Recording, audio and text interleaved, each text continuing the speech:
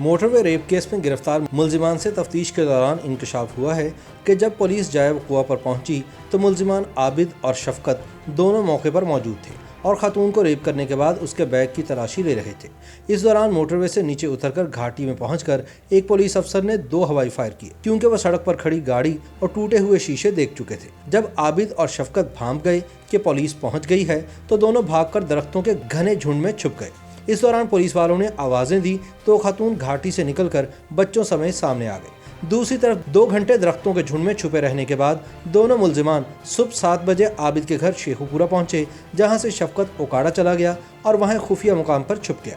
Security اداروں کا خیال ہے کہ اگر پولیس کی ٹیمیں جائے وقوع پر پہنچ کر علاقے کو گھیرے میں لے لیتی تو ریپ کے ملزمان کو وہاں سے فرار ہونے کا موقع نہ ملتا۔ پولیس ذرائع نے بتایا ہے کہ لاہور موٹر وے پر خاتون کے ساتھ ریپ کرنے والے ملزم عابد ملہی کو ڈاکوں کے دوران جنسی زیادتی کی لت پڑ چکی تھی۔ موٹر وے ریپ کیس میں گرفتار ہونے والے ملزم شفقت علی نے دوران تفتیش انکشاف کیا ہے کہ اس کا دوسرا ساتھی ملزم عابد ملہی وقوع سے چند روز پہلے ایک ڈکیتی کیس میں چالان مکمل ہونے پر جیل سے رہا ہو گیا تھا۔ ساتھ ہی انہوں نے بتایا کہ ملزم عابد کو ڈاکوں کے دوران جنسی زیادتی کی لت پڑ چکی تھی۔ پنجاب پولیس کے ایک اعلیٰ افسر نے جو براہ راست موٹر وے ریپ کیس کی تفتیش کر رہے ہیں، اس معاملے کی حساس نوعیت کے پیش نظر اپنا نام ظاہر نہ کرنے کی شرط پر بتایا کہ اس کیس کا مرکزی ملزم عابد ملہی جو اب تک پولیس کی گرفت میں نہیں آ سکا، اسے جولائی سن 2020 میں 2 دیگر افراد کے ساتھ ہائی وے پر ڈکیتی کے الزام میں شیخو پورہ پولیس نے گرفتار کیا تھا۔ 25 اگست کو اس کا 3 ڈکیتیوں میں چالان مکمل کر کے جیل بھیجا گیا، لیکن سانحہ موٹر وے سے 10 روز قبل اسے ضمانت پر رہا کر دیا گیا تھا۔ پولیس افسر نے مزید بتایا کہ محکمہ انسداد دہشت گردی نے سانحہ موٹر وے کے دوسرے ملزم شفقت علی کو دیپال پور اوکاڑا میں اس کے گھر سے گرفتار کیا اور اسی روز لاہور لا کر ڈی این اے کا نمونہ لیبارٹری ٹیسٹ کے لیے بھیج دیا۔ بعد میں اس کا ڈی این اے موقع واردات سے اکٹھے کیے گئے دیگر نمونوں سے میچ کر گیا۔ ان کا کہنا ہے کہ ملزم نے بغیر کسی 3rd ڈگری تشدد کے اپنا جرم قبول کر لیا کیونکہ اسے معلوم تھا کہ سی ٹی ڈی کے پاس اس کے خلاف کافی شواہد موجود ہیں۔ پولیس کا کہنا ہے کہ شفقت علی اور عابد ملہی دونوں کا تعلق بہاول نگر سے ہے۔ عابد شیخو پورہ کے فیکٹری ایریا میں کارخانے میں کام کرتا تھا، جہاں شفقت کو بھی نوکری مل گئی اور اس طرح 1 برس قبل ان دونوں کی دوستی ہوئی۔ عابد ایک عادی مجرم تھا اور اس نے شفقت کو بھی اپنے ساتھ چھوٹے موٹے جرائم اور ہائی وے پر ڈکیتیوں میں شامل کر لیا۔ کچھ ماہ بعد شفقت اوکاڑا چلا گیا کیونکہ اسے وہاں ایک کولڈ اسٹور میں کام مل گیا تھا۔ اس کے باوجود وہ اکثر ڈکیتیوں کے لیے عابد سے ملنے آتا تھا۔ مذکورہ پولیس افسر نے بتایا کہ ستمبر کی 7 تاریخ کو بھی عابد نے شفقت کو فون کیا اور اسے کہا کہ میری طرف آؤ، گپ شپ کریں گے۔ یہ لفظ وہ ڈکیتی کے منصوبے کے لیے کوڈ ورڈ کے طور پر استعمال کرتے تھے۔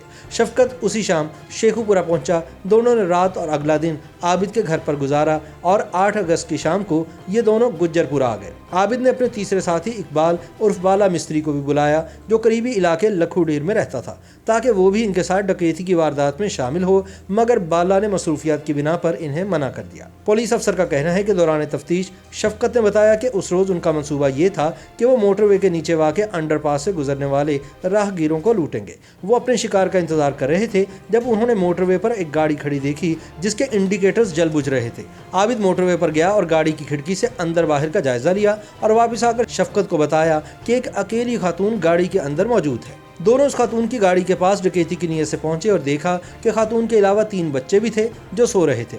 عابد نے پستول دکھا کر خاتون کو گاڑی کا دروازہ کھولنے کا کہا، مگر خاتون کے انکار کرنے پر اس نے پستول کی مدد سے گاڑی کی کھڑکی کا شیشہ توڑ کر دروازہ کھول لیا اور خاتون کو گاڑی سے باہر گھسیٹنے کی کوشش کی۔ اس دوران خاتون کو تشدد کا نشانہ بھی بنایا گیا۔ یہ سب دیکھ کر گاڑی میں بیٹھے بچوں نے چیخنا چلانا شروع کر دیا، جن میں سے ایک بچے کو عابد نے پکڑ لیا۔ خاتون نے اس موقع پر دونوں ڈاکوؤں کو کہا کہ وہ ان سے ان کی تمام اشیاء یہاں تک کہ گاڑی بھی لے لیں مگر انہیں جانے دیں، لیکن عابد نے شفقت کو انہیں موٹر وے کے ساتھ نچلی طرف درختوں کے جھنڈ میں لے جانے کا کہا۔ یہ سننے پر خاتون نے خود کو عابد کی گرفت سے آزاد کروایا اور دوڑنے لگی، لیکن بچوں کی چیخیں سن کر وہ پھر واپس آئی۔ عابد نے خاتون کو پھر سے قابو کیا اور اس کا بیگ اور دیگر اشیاء اٹھائیں، جبکہ شفقت نے تینوں بچوں کو گاڑی سے باہر نکالا اور انہیں درختوں کے جھنڈ میں لے گئے۔ خاتون نے شدید مزاحمت کی مگر عابد اور شفقت نے انہیں دھمکایا کہ وہ خاموش رہیں ورنہ ان سب کو جان سے مار دیں گے۔